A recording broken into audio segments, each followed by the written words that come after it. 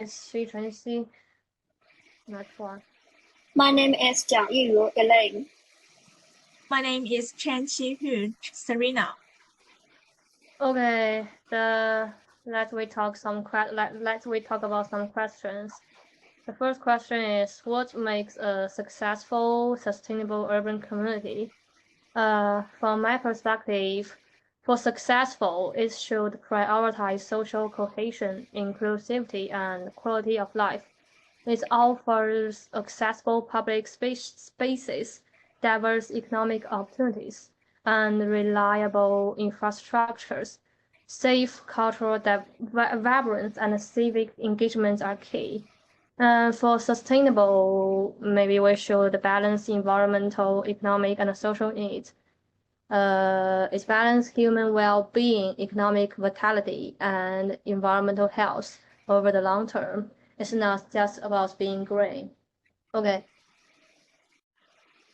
Yeah, I agree with Anna's answer. So social coherence and balance needs are key. But I just add that a successful, sustainable community also needs strong public participation. So, for example, when residents are involved in decisions, they feel ownership and help keep it vibrant. And it should stay adaptable, like updating transport or public spaces as a key growth. So it's not only green, but also flexible and people-driven. Yeah, that's all. So you guys are talking about like the key to successful and sustainable urban community is not just about technological development, but also about social participation, right? Yeah. Yeah. Yeah, I totally agree with both of your opinion.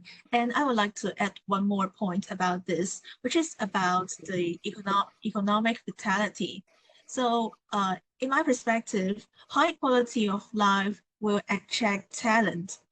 So for example, like the cycling culture, clean harbor water, and like abundant public spaces will create a very high quality of life.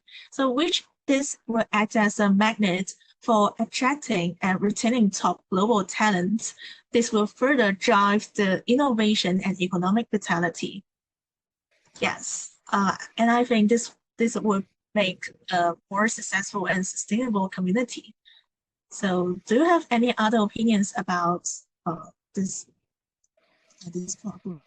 question? Maybe no. Yeah, I totally agree with you. Well, so why don't we move on to the next question, which is about what are the most important factors to consider?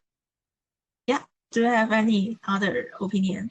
Maybe environmental sustainability is one of the most important factors. This involves minimizing the city's ecological footprint, and there are some key factors.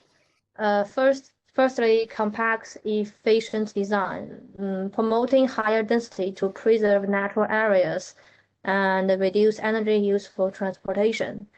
Second, climate resilience, adapting to climate change impacts like sea level rise, heat waves, through green infrastructures, updated building code, and coastal defense. And the third, resource management, transitioning to renewable energy, implementing circular waste system like reduce, reuse, recycle, and ensuring clean water and air. Okay, that's all. Okay, so in my opinion, building on what Anna mentioned about environmental sustainability, another key factor I want to say is making sure people's daily needs are met. So, for example, things like affordable housing and accessible public transportation and safe public spaces. So, without the social and economic foundation, even the best green policies won't people well. So also strong local governance and community involvement help turn big plans into real change. So the city stays fair and resilient as it grows. Yeah. I agree with Anna about the importance of renewable energy when it comes to some of the factors to consider. And I would like to add one more point about renewable energy is that there is another economic aspect should be considered, which is about investing in this green energy will not only reduce the long-term operation cost, but also will enhance the ability to withstand the climate-related disasters. So for me, this kind of environmentally sustainable infrastructure is really a key factor about this topic. And I would like to ask a question about the local governance and community involvement, which is something Elaine has mentioned about.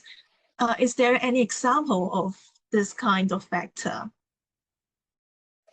Yeah, I have an example. So, guys, I'm come from Shanghai. So, in Shanghai, the city has probably 15-minute community life circles where residents can easily reach park, clinics, markets, and schools within a short walk. This idea came out of surveys and neighborhood workshops, and it keeps evolving based on public feedback. The city has also turned industrial sites like the westbound into waterfront parks and the art space after asking residents what they wanted. This project shows how evolving the community and resilient urban spaces can make a big city more livable, flexible, and sustainable. Yeah. So community participation is indeed important. Yeah, it's I really agree. important. So as we mentioned a lot about the important factor to consider, do, uh, do you guys have other points to add about this?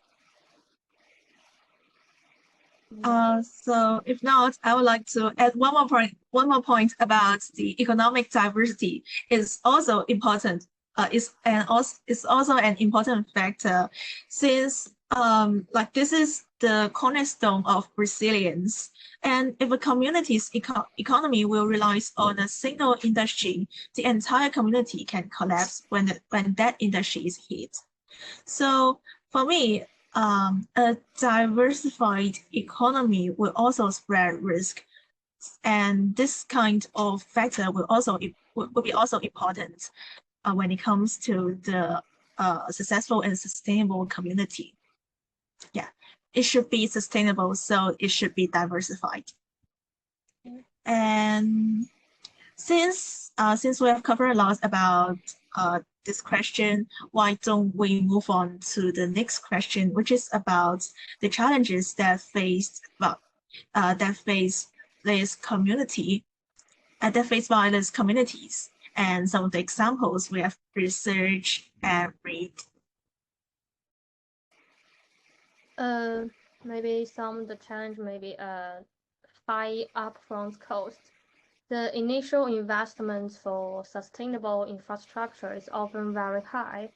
For examples, include building renewable energy plants like solar or wind, retrofitting buildings for energy efficiency, and constructing modern water treatment or waste recycling facilities. And lack of awareness or denial. Despite scientific consensus, there can be a lack of public understanding or outright denial of environmental problems like climate change. Without public awareness and pressure, governments lack the mandate to act decisively. And technological gaps.